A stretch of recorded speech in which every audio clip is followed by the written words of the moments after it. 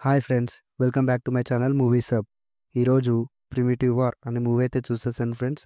ఇది Hollywood movie. మన తెలుగులో డబ్బుడై వచ్చిందనమాట మొన్న. 2 hours 15 minutes రన్ టైంతో స్టార్ట్ అయిన ఈ మూవీ ఎలా ఉందో చెప్పే ముందు నా ఛానల్ అయితే సబ్స్క్రైబ్ చేసుకోండి.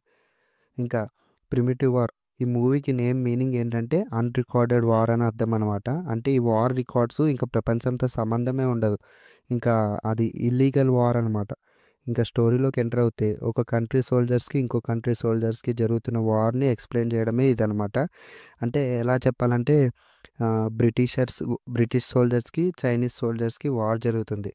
అయితే హీరో వాళ్ళు ఒక ఆపరేషన్ కోసమని ఒక ఫారెస్ట్ ఏరియాలోకి వెళ్తారనమాట. ఆ ఫారెస్ట్ ఏరియాలో డైనోసార్స్ ఉంటాయి. అవి ఆ ఫారెస్ట్‌లో ఉన్నాయని హీరో వాళ్ళకి తెలీదు. అండ్ ఇంకోటి ఏంటంటే ఇల్లాజికల్ మూవీ అనమాట. అంటే ఆ ఫారెస్ట్‌లోకి ఆ డైనోసార్స్ ఎలా వచ్చాయి, ఇవన్నీ ఏం చూపెట్టరు. అండ్ విలన్స్ ఉన్నారు గదా! ఆ ఫారెస్ట్‌లోనే. అసలు విలన్స్ ఎప్పటినుంచో ఆ ఫారెస్ట్ ఏరియాలోనే స్థావరం చేసుకొని ఉంటారనమాట. అసలు వాళ్ళకి కూడా తెలీదు అందులో డైనోసార్స్ ఉన్నాయని. ఇక సినిమా విషయం వస్తే కొన్ని కొన్ని క్లారిటీస్ మిస్ అవుతున్నాయి. అదే చెప్పాను గదా! అంటే అసలు ఆ డైనోసార్స్ ఎలా ఉన్నాయని, ఎలా వచ్చాయని. అండ్ ఇంకోటేంటంటే అదేం ఫారెస్ట్ ఏరియా అంటే ఏదో ఐలాండ్ ఏరియా కూడా గాదు. అక్కడ జనాలు గూడా ఉంటారు. బట్ ఆ జనాల మధ్య ఒక ఫారెస్ట్ ఉంటుంది. ఆ ఫారెస్ట్‌లో డైనోసార్స్ ఉంటాయి. ఇక గ్రాఫిక్ విషయానికొస్తే మాత్రం కొన్ని కొన్ని లొకేషన్స్‌లో మాత్రం చాలా డైనోసార్స్ అరే! నిజంగా ఇలానే ఉంటాయేమో అనిపిచ్చింది. కొన్ని కొన్ని చోట్లయితే ఏదో బొమ్మ డైనోసార్ పెట్టి తీశారేమో అనిపిచ్చింది.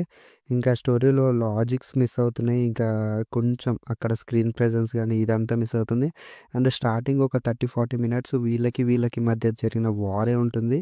అండ్ లాస్ట్‌లో కూడా వారే చూపిస్తారు. ఇంక నేనైతే దీనికి 2.8 ఇస్తున్నాను 5కైతే. ఇంక మీకైతే నచ్చితే మాత్రం ఒకసారయితే చూసేసేయండి.